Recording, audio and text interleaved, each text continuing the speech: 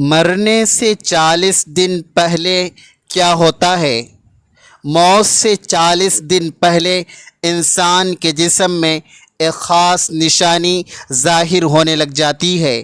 جب بندے کا اس دنیا کو چھوڑ کر جانے کا وقت آتا ہے اور پھر موت سے 40 دن پہلے حضرت عزرائیل علیہ السلام اس بندے کو آ کر کہتے ہیں بسم اللہ الرحمن الرحیم۔ ایک مرتبہ ملک الموت یعنی حضرت عزرائیل علیہ السلام حضرت یعقوب علیہ السلام کے پاس پہنچے تو حضرت یعقوب علیہ السلام نے پوچھا، کیا تم میری روح قبض کرنے کے لیے آئے ہو یا مجھ سے ملاقات کرنے کے لیے آئے ہو؟ تو ملک الموت نے عرض کیا، اے اللہ کے پیغمبر، میں روح قبض کرنے کے لیے نہیں آیا ہوں بلکہ آپ سے ملاقات کرنے کے لیے آیا ہوں۔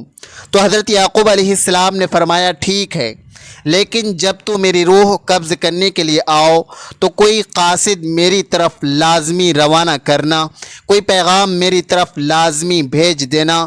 تو ملک الموت نے کہا، میں جب آپ کی روح قبض کرنے کے لیے آؤں گا تو اس سے پہلے 2 یا 3 قاصد آپ کی طرف روانہ کر دوں گا اور وہ آپ کو اطلاع کر دیں گے۔ چنانچہ ایک وقت آیا جب ملک الموت حضرت یعقوب علیہ السلام کے پاس اچانک آ گئے اور روح قبض کرنے کی بات کہی تو حضرت یعقوب علیہ السلام نے فرمایا کہ تم نے تو مجھ سے وعدہ کیا تھا کہ میں تمہاری روح قبض کرنے سے پہلے کوئی قاصد بھیجوں گا، کوئی پیغام دینے والا آپ کے پاس بھیجوں گا، اچانک روح قبض کرنے کے لیے نہیں آؤں گا۔ تو ملک الموت نے کہا، میں نے آپ کی طرف قاصد بھیجا تھا اور وہ بھی 3 قاصد بھیجے تھے۔ حضرت یعقوب علیہ السلام نے فرمایا کہ وہ کون سے قاصد ہیں؟ ملک الموت نے فرمایا، پہلا قاصد یہ تھا کہ جب آپ کی داڑھی اور سر کے بال جو سیاہ ہو گئے ہیں وہ سفید ہونے لگیں گے۔ دوسرا قاصد میرا یہ تھا کہ آپ کے جسم میں جو طاقت اور توانائی تھی وہ ختم ہونے لگ جائے گی اور آپ کے جسم میں کمزوریاں لگے گی۔ اور تیسرا قاصد میرا یہ تھا کہ آپ کی کمر جو بالکل سیدھی تھی وہ آہستہ آہستہ جھکنے لگے گی۔ تو یہ تینوں نشانیاں ملک الموت نے بتلائی ہیں، اور ملک الموت یعنی حضرت عزرائیل علیہ السلام نے فرمایا کہ ہر مرنے والے کے پاس تقریباً میرے قاصد آتے رہتے ہیں، لیکن لوگ ان کو نہیں سمجھتے، لوگ ان کو نہیں مانتے۔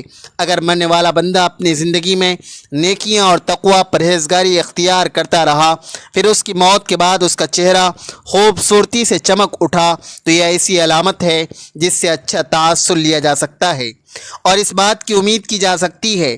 مثال کے طور پر مرنے کے بعد لوگ اس کی تعریف کریں گے اور اس کے لیے دعائیں کریں گے، تو یہ اس کے لیے نیک ہونے کی نشانیاں ہیں۔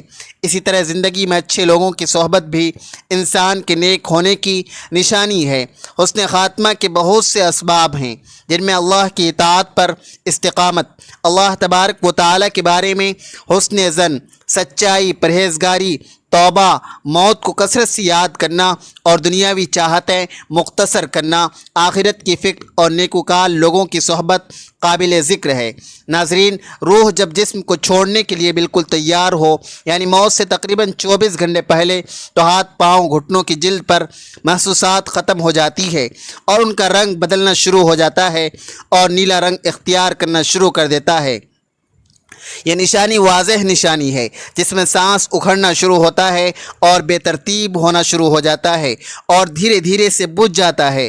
حضرت عائشہ صدیقہ رضی اللہ تعالی عنہا سے روایت ہے کہ رسول اکرم صلی اللہ علیہ وسلم نے ارشاد فرمایا کہ جب اللہ تعالیٰ کسی بندے کو نیک بخت بنانا چاہتا ہے تو مرنے سے پہلے 1 سال پہلے ایک فرشتہ اس کے پاس بھیجتا ہے اور وہ اس کو درست کرتا ہے اور نیک عمل کی طرف خواہش دلاتا ہے، یہاں تک کہ وہ نیک حالت میں مرتا ہے اور سب لوگ کہتے ہیں کہ یہ شخص نیک حالت میں مرا ہے۔ اور جب ملک الموت حاضر ہوتا ہے اس وقت اللہ تبارک و تعالیٰ اس کی آخرت میں رہنے کی جگہ یعنی وہاں کے سامان اور راحتوں کو جو اللہ پاک نے اس کے لیے مہیا کر رکھے ہیں، تیار کر رکھے ہیں، اس کو دکھا دیتا ہے تو اس کی روح خوش ہو کر نکلنے کا قصد کرتی ہے۔ اس وقت یہ شخص اللہ تبارک و تعالیٰ کی ملاقات کے لیے خواہش کرتا ہے اور اللہ اس کے ملاقات کو پسند بھی کرتا ہے۔ پھر ملک الموت موت روح قبض کرتا ہے، اور جب اللہ کسی بندے کے ساتھ برا کرتا ہے تو مرنے سے 1 سال پہلے اس کے پاس ایک شیطان بھیجتا ہے جو اس کو گمراہ کرتا ہے اور بہکاتا رہتا ہے یہاں تک کہ وہ بری حالت میں مرتا ہے، اور سب لوگ کہتے ہیں کہ اسے بہت بری موت آئی ہے۔ جب ملک الموت حاضر ہوتا ہے تو اللہ تبارک و تعالی اس کی آخرت میں رہنے کی جگہ اس کو دکھاتا ہے، تو اس کی روح خوف سے بدن کے اندر گھس جاتی ہے۔ اس وقت اللہ کی ملاقات یعنی سامنے آنے کو یہ ناپسند کرتا ہے، اور اللہ اس کی ملاقات کو بھی ناپسند کرتا ہے۔ پھر ملک الموت اس کی روح سختی سے کھینچ کر قبض کرتا ہے۔ کتاب الفداء کے مصنف اس حدیث کی تشریح میں کہتے ہیں کہ ملک الموت کے بلانے پر جان اس طرح نکلتی ہے جیسے سپیرا سانپ کو اس کے سوراخ سے بلائے، اور مومن اور کافر دونوں کے جسم سے روح نکلنے کی حالت یکساں ہوتی ہے۔ فرق صرف یہ ہے کہ مومن کی جان تو خود نکل کر جانا چاہتی ہے، اور کافر کی جان جسم کے اندر واپس جانا چاہتی ہے۔ حضرت جابر رضی اللہ تعالی عنہ سے روایت ہے کہ میں نے رسول اکرم صلی اللہ علیہ وسلم کو وفات سے 3 دن قبل یہ کہتے سنا کہ تم میں سے جو کوئی مرے تو اس حالت میں مرے کہ وہ اللہ تبارک و تعالی کی نسبت اچھا گمان رکھتا ہو، اللہ تبارک و تعالی کے پاس اعمال صالح لے کر جائیں۔ بس اس کا مفہوم یہ ہوا کہ اعمال صالح کی پابندی اس قدر کریں کہ مرتے وقت حق تعالی کے ساتھ حسن ظن پیدا ہو جائے۔ حضرت انس رضی اللہ تعالی عنہ نے فرمایا کہ رسول کریم صلی اللہ علیہ وسلم نے ارشاد فرمایا کہ دیکھو تو تم میں سے جو کوئی مرے وہ اس حالت میں مرے کہ وہ اللہ پاک کی نسبت اچھا گمان رکھے، کیونکہ اللہ تبارک و تعالی سے اچھا گمان رکھنا جنت کی قیمت ہے، یعنی جس کو حق تعالی سے حسن ظن پیدا ہو گیا وہ جنت میں چلا گیا۔ روایت میں ہے کہ حضرت عمر فاروق رضی اللہ تعالی عنہ نے فرمایا کہ رسول کریم صلی اللہ علیہ وسلم نے فرمایا کہ جب اللہ تبارک و تعالی کسی بندے کو درست رکھتا ہے اس کو شہد جیسی خوشگوار چیز دیتے ہیں، یعنی اعمال صالحہ اور اخلاق حسنہ کی توفیق عطا فرماتے ہیں۔ صحابہ نے پوچھا کس طرح شیری کرتا ہے؟ آپ نے فرمایا مرنے سے پہلے نیک کام کرتا ہے یہاں تک کہ اس کے پڑوسی اس سے خوش ہو جاتے ہیں۔ حضرت سلمان فارسی رضی اللہ تعالی عنہ سے روایت ہے کہ میں نے رسول کریم صلی اللہ علیہ وسلم کو یہ فرماتے ہوئے سنا ہے کہ میت کو موت کے وقت پیشانی سے اگر پسینہ آئے، آنکھوں سے آنسو آئے اور ناک کے سوراخ کشادہ ہوں تو یہ اللہ کی خاص رحمت ہے جو اس پر نازل ہوتی ہے۔ گلے میں سے ایسی آواز نکلنا جیسا کہ جوان اونٹ کا گلا گھونٹنے سے آواز آتی ہے اور اس کا رنگ بدرنگ ہو جائے اور منہ سے جھاگ نکلے تو یہ اللہ کا عذاب ہے۔ ناظرین گرامی، اللہ تبارک و تعالی نے عرش کے نیچے درخت پیدا کیا ہے، اس کے پتے تمام مخلوقات کی گنتی کے برابر ہے، اس کا نام سدرۃ المنتہا ہے۔ جب بندی کی زندگی کی عمر ختم ہو جاتی ہے، 40 دن باقی رہ جاتی ہے، تو حضرت اسرائیل علیہ السلام کے سامنے اس کا ایک پتا گر جاتا ہے، اس پر اس بندے کا نام لکھا ہوتا ہے۔ اس وقت کے تمام فرشتوں اس کو مردہ کہتے ہیں، یعنی مردوں میں شامل کر لیتے ہیں، اور وہ دنیا میں 40 دن تک زندہ رہتے ہیں۔ جب 40 دن پورے ہو جاتے ہیں تو ملک الموت اس کے پاس آتا ہے اور اس کے سامنے بیٹھتا ہے۔ اس وقت بندہ اپنی موت کی تکلیف میں ہوتا ہے۔ جب ملک الموت کو دیکھتا ہے تو گھبرا کر پوچھتے ہیں کہ تم کون شخص ہو اور تمہارا کیا ارادہ ہے؟ وہ کہتا ہے کہ میں ملک الموت ہوں، مجھے تمہاری روح قبض کرنے کا حکم ہوا ہے۔ یہ سن کر وہ منہ پھیل لیتا ہے اور آنکھیں پتھرا جاتے ہیں۔ ملک الموت کہتا ہے کہ تو مجھے نہیں پہچانتا، میں وہ ہوں کہ جس نے تیرے رشتہ دار اور تیرے ماں باپ کی روح قبض کی ہے، اور آج تیری روح قبض کروں گا۔ تو نے دنیا کا حال کیسا دیکھا؟ بندہ کہتا ہے کہ میں نے دنیا کو بے وفا اور مکار پایا۔ پھر اللہ تبارک و تعالیٰ کے حکم سے دنیا اس کے پاس آئے گی اور کہے گی کہ اے نافرمان، تو نے اپنے رب کی کس قدر نافرمانی کی اور کس قدر تو نے گناہ کیے۔ تمہیں نصیحت کی گئی اور بہت ساری باتیں تم نے سنی، لیکن تم نے جانا کہ ہم دنیا میں ہمیشہ رہیں گے۔ یاد رکھو کہ میں تجھ سے اور تیرے اعمال سے بیزار ہوں۔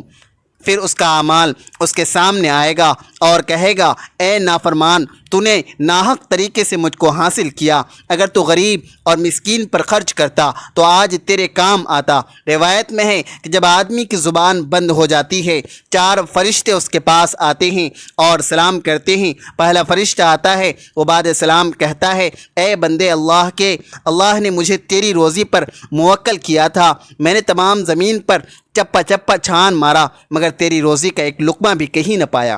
پھر دوسرا فرشتہ آیا اور سلام کے بعد کہتا ہے، اے اللہ کے بندے، میں تیرے پانی پر موکل تھا، میں نے تمام زمین پر چپا چپا تلاش کیا مگر تیرے پینے کے لیے ایک قطرہ پانی کہیں نہ پایا۔ پھر تیسرا فرشتہ آتا ہے اور سلام کے بعد کہتا ہے، بندے، میں اللہ کے حکم سے تیری سانس پر موکل تھا، میں نے تمام زمین پر چپا چپا چھان مارا لیکن میں نے کہیں بھی تیرے واسطے ایک سانس بھی کہیں نہ پایا۔ چوتھا فرشتہ آتا ہے اور سلام کے بعد کہتا ہے، بندے، اللہ کے حکم سے میں تیری عمر پر موکل تھا، میں نے تمام زمین پر چپا چپا تلاش کیا مگر تیری عمر کا ایک لمحہ بھی نہ پایا۔ اس کے بعد نام اعمال لکھنے والے 2 فرشتے اس کے پاس آتے ہیں اور سلام کے بعد کہتے ہیں، اے اللہ کے بندے، ہم تیرے اعمال لکھنے پر موقوف تھے۔ وہ نام اعمال اس کو دکھائیں گے اور کہیں گے، دیکھ، یہ تیرا نام اعمال ہے۔ اس میت کی آنکھوں سے آنسو جاری ہوتے ہیں اور دائیں بائیں دیکھتا ہے اور نام اعمال پڑھنے سے ڈرتا ہے۔ اس کے بعد ملک الموت اس کی روح قبض کرتے ہیں۔ روایت میں ہے کہ ربیع بن انس رحمۃ اللہ علیہ سے کسی نے پوچھا، ملک الموت تنہا ہی سب کی روح قبض کرتے ہیں یا ان کے ساتھ اور بھی فرشتے کام میں شریک ہوتے ہیں؟ تو فرمایا کہ روح قبض کرنے کا کام انہی کے حوالے ہے، لیکن اس کام میں مدد کے لیے بہت سے فرشتے ان کے ساتھ ہوتے ہیں اور ملک الموت ان سب کے سردار ہیں، ان کا ہر قدم دنیا کے برابر ہے۔ پھر حضرت ربیع بن انس سے پوچھا کہ مومنین کی روح کہاں رہتی ہے؟ فرمایا 7ویں آسمان کے اوپر سدرۃ المنتہا کے پاس۔ حضرت ابو ہریرہ رضی اللہ تعالی عنہ سے مروی ہے کہ سرکار دو عالم صلی اللہ علیہ وسلم نے ارشاد فرمایا، جب انسان مر جاتا ہے تو اس کے اعمال کے ثواب کا سلسلہ اس سے منقطع ہو جاتا ہے مگر 3 چیزوں کے ثواب کا سلسلہ باقی رہتے ہیں۔ نمبر 1 صدقہ جاریہ، نمبر 2 راستے میں پڑی ہوئی اینٹ جو راہگیر کو نقصان پہنچائے اسے راستے سے ہٹا دینا، اور نمبر 3 صالح اولاد جو مرنے کے بعد ان کے لیے دعائیں کرے۔ ایسے اعمال جن کا تعلق دنیاوی زندگی سے ہوتا ہے، ان کے اثرات مرنے کے بعد دنیا میں ختم ہو جاتے ہیں۔ ناظرین، اللہ تبارک و تعالی سے دعا ہے کہ اللہ پاک ہمیں نیک اعمال کرنے کی توفیق عطا فرمائے اور ہمارا خاتمہ ایمان پر فرمائے، آمین۔ ناظرین، اگر آپ کو آج کی ویڈیو اچھی لگی ہے تو ویڈیو کو لائک، شیئر اور اللہ تعالیٰ کے اسماء حسنہ میں سے کوئی ایک نام کمنٹ سیکشن میں ضرور ٹائپ کریں۔ اللہ تبارک و تعالیٰ ہم سب کا حامی و ناصر ہو۔ ملتے ہیں اگلے ویڈیو میں۔ خدا حافظ۔